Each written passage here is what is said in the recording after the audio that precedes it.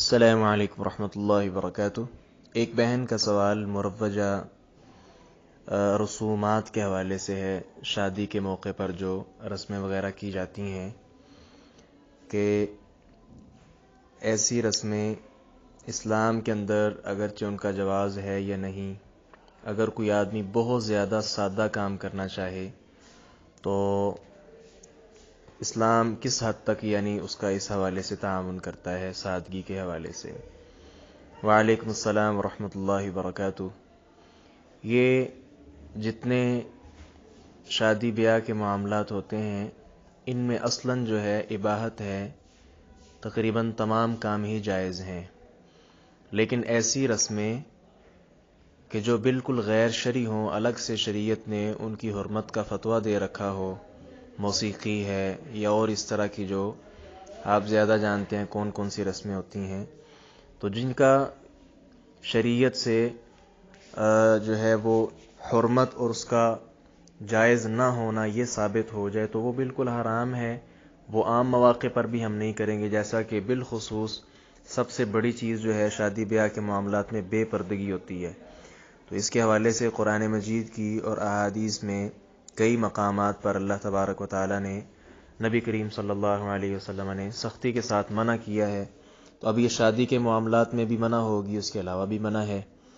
تو اس طرح جتنی باقی رسمیں ہیں جو قرآن مجید اور حدیث رسول صلی اللہ علیہ وسلم کے معارض ہیں، ان پر کسی صورت بھی عمل نہیں کیا جائے گا، چاہے وہ شادی کا موقع ہو یا کوئی اور ہو۔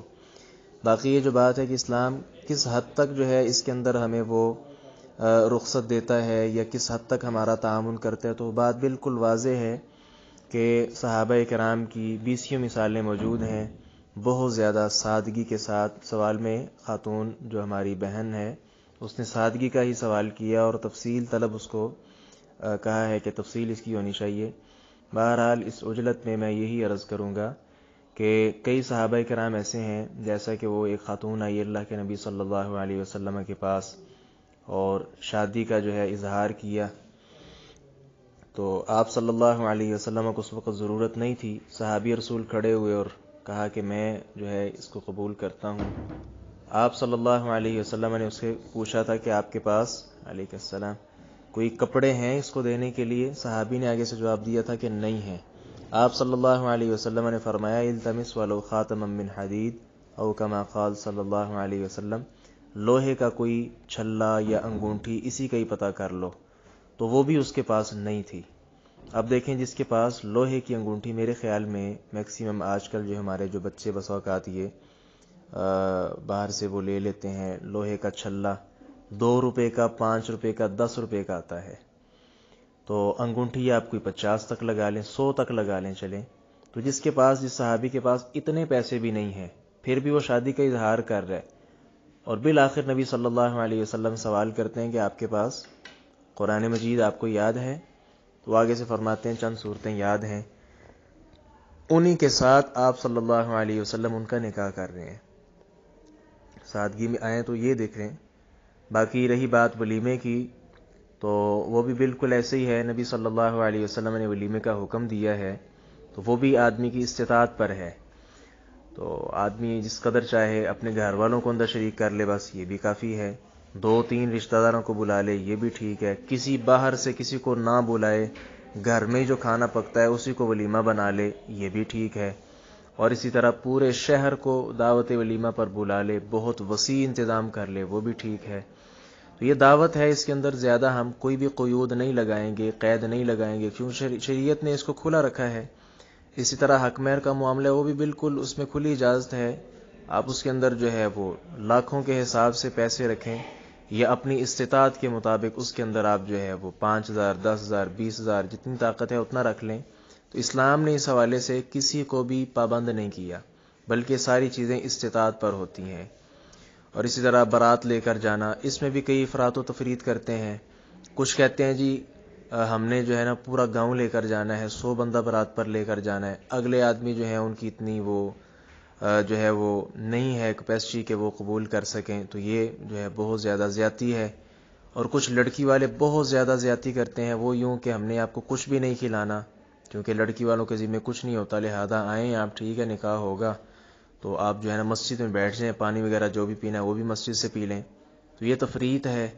تو افراط و تفریط اسلام نے بالکل نہیں سکھائی۔ آپ کے مہمان ہیں جو بارات لے کر آئے ہیں، بارات کے لیے آئے ہیں، مہمان ہیں، 2 ہیں، 4 ہیں، 5 ہیں، جتنے ہیں ان کی خدمت جتنی ہو سکتی ہے گھر سے وہ کریں بطور مہمان۔ تو یہاں افراط و تفریط کا شکار ہونا بالکل، بلکہ اسلام معتدل مزاج ہے، میانہ روی سکھاتا ہے، اس کے اندر بالکل کوئی سختی نہیں ہے، اور بہت زیادہ جو ہے وہ اسلام کے اندر زیادتی بھی نہیں ہے۔ شیطان کی راہ جو ہے کہ بہت زیادہ فضول خرچی آدمی کرتا رہے، یہ بھی ممنوع ہے۔ تو خلاصہ اس کا یہی ہوگا کہ ایسی رسومات جو اسلام کے مخالف نہیں ہیں ان پر عمل کرنا بالکل جائز ہے۔ کوئی کرنا چاہے تو کر سکتا ہے، نہ بھی کرے تو کوئی حرج نہیں۔ بالکل سادہ سا طریقہ یہی ہے نکاح کا کہ آدمی نکاح کرے اور جو مطلوبہ خاتون ہے اس کو لے کر گھر آ جائے، وہ کسی طریقے سے بھی لے آئے، سائیکل پر بٹھا کر اس کو لے آئے، بائک پر لے آئے، استطاعت ہے گاڑی پر لانے کی اس پر لے آئے، اور بارات پر خود اکیلا ہی چلے جائے، اکیلے والد کو ساتھ لے جائے، ایک خاتون کو ساتھ لے جائے، تو یہ استطاعت پر ہے۔ اس میں اسلام نے کوئی حد نہیں لگائی، کوئی قید نہیں لگائی، بالکل سادگی وہ بھی ٹھیک ہے۔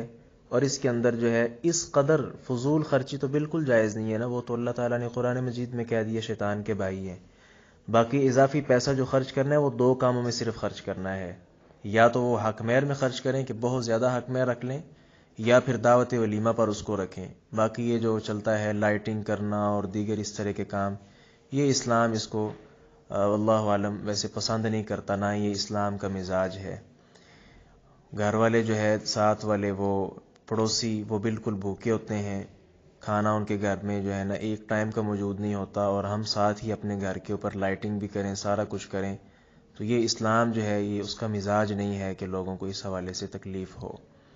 باقی اس کے ساتھ جو ہے اپنے پڑوسیوں کو ان کا بھی خیال کریں شادی کے معاملات میں۔ اللہ تبارک و تعالی ہمیں حق بات کو سمجھنے، اس پر عمل پیرا ہونے کی توفیق عطا فرمائے۔ السلام علیکم ورحمۃ اللہ وبرکاتہ۔